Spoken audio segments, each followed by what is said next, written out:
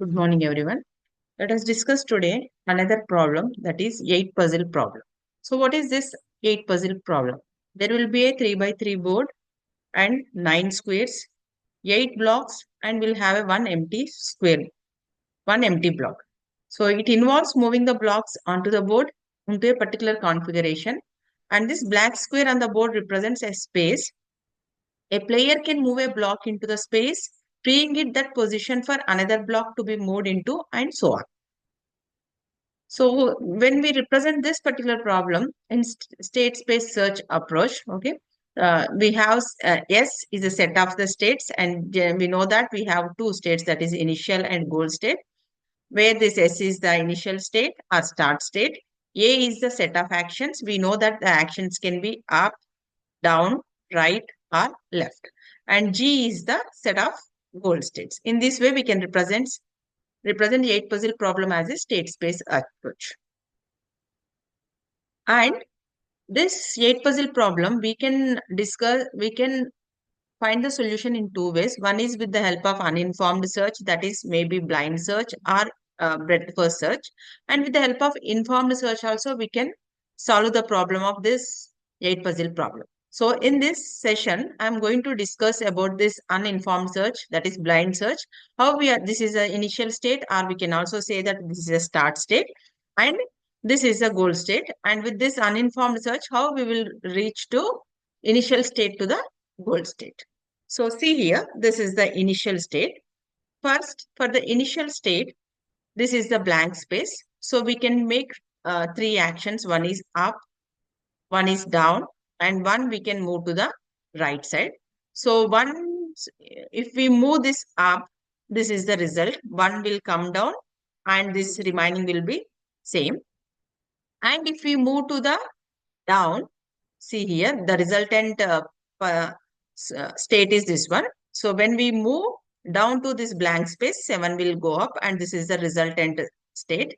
And if we perform an action right, this is the resultant state, that we have moved to the right, and 4 will be moved to the left, and this is the resultant state. So with three actions, these are the resultant states. Now let us explore this state.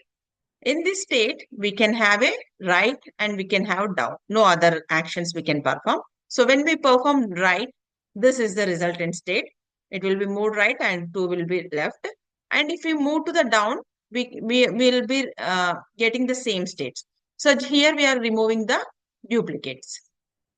Then similarly, see here, for this we can perform right and up. If we perform up, again we'll be resulting the same states. That's why I'm not showing here. If we move to the right, this is the resultant state. If we move this blank space to the right, so that this is the resultant state. And coming to this one, okay, we can perform 4 actions: up, right, down, and left. And each one here I didn't show remaining two, only I'm showing this up and down. So you can perform this left, what is the resultant state, and right, what is the resultant. So you keep on moving this blank spaces with possible actions. Then at some point of time, we are going to reach to a goal state. That is, at some point of time, we will get this as the resultant goal state. This is how we are going to solve the 8 puzzle problem using uninformed search, or we can also say it is a blind search. And coming to this complexity, for finding the complexity of this 8 puzzle problem, it is order of B power D, where B is the number of branches and D is the depth of the tree. So when we see this, we can see the depth, maybe maximum 1 or 2, or we can also make branches as 3, and the depth is to what extent, to how many levels we go down, that is the depth. Suppose in fourth level, you got a solution, then 3 into 4, 12. 12 is the complexity of this particular 8 puzzle problem. And remember one more important point for this 8 puzzle problem, that is using uninformed search, the complexity is exponential. That is the computational problem that grows rapidly as the input size measures. Okay, input size is increasing, opposite parallelly we are going to get the computation problem grows exponentially. And but one thing about this one is it is going to give us the optimal solution. So that is, it is going to give us the best solution that it guarantees with the help with uninformed search algorithm. And this is informed search that we'll discuss when we discuss when I discuss about this informed search algorithms. Now, another one more important problem in this AI, that is solving the NQueen problem. The NQueen problem is a classic problem in AI where we have to find the positions of the n number of queens in a n by n chessboard such that all queens are safe from each other. So how these queens are safe from each other, let us discuss in detail. Now, this is the introduction to the, first we'll be discussing this four queen problem. 8 queen problem we'll see later. So first let us discuss about the 4 queens problem. Four queen problem, we are going to place 4 queens on a chessboard. And here the condition is no 2 queens should attack each other. So when the queens is going to attack each other is along the rows or columns or the diagonals. So we should be careful that the another queen should not be placed in the same row or in the same column or diagonal. Then the queens attack each other. Now, defining this n queen problem as a constraint satisfaction problem. So, defining this problem as a constraint satisfaction problem, we require some components for this CSP, that is variables. The variables are the 4 queens, this Q1, Q2, Q3 and Q4. Okay, where this queen number corresponds to a particular column number.